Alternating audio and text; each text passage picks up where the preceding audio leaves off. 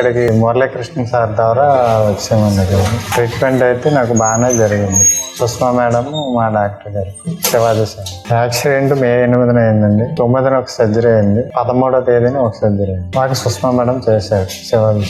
Treatment అయితే బాగానే జరిగింది. మురళీకృష్ణ సార్ ద్వారా మేము ఆయన నుంచి వచ్చాము. ఇక్కడికి సర్వీస్ బాగానే జరిగింది. 108లో ఇక్కడికి వచ్చాము. నేను doctor Sushma Maturu, plastic surgeon. ఇప్పుడు ఈ పేషెంట్ గురించి ఎరినాయుడు పేషెంట్.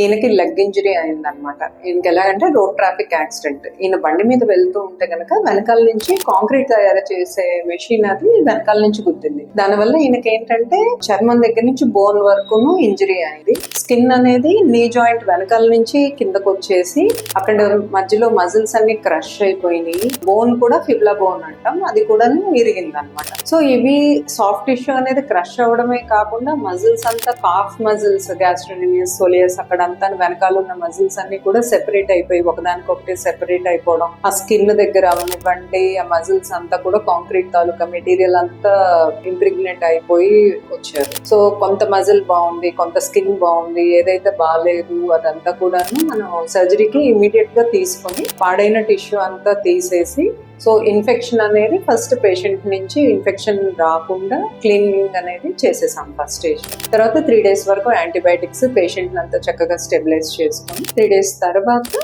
మళ్ళీ స్కిన్ గ్రాఫ్టింగ్ అనేది చేసాం. సో ఈ క్రమేపీలోని కామన్ పెరోనియల్ నర్వ్ అనేది అక్కడ మనకి నీ జాయింట్ దగ్గర నుంచే పక్క నుంచే వెళ్తుంది. సో అది కూడాను జాగ్రత్త పరుచుకుంటూ దాన్ని ఏమి డ్యామేజ్ అవ్వకుండా, అది కూడా ఓపెన్ అయింది, దాన్ని కవర్ చేసుకుంటూ డ్యామేజ్ అవ్వకుండా చేసాం. సో మీకు దెబ్బ తగలడం 9వ తారీఖు అదంతా క్లీనింగ్ అదంతా అయింది, డిబ్రైడ్మెంట్. దాని తర్వాత 13వ తారీఖు అంటే 5 రోజుల తర్వాత మొత్తం అదంతా స్కిన్ వేయడం అది జరిగింది.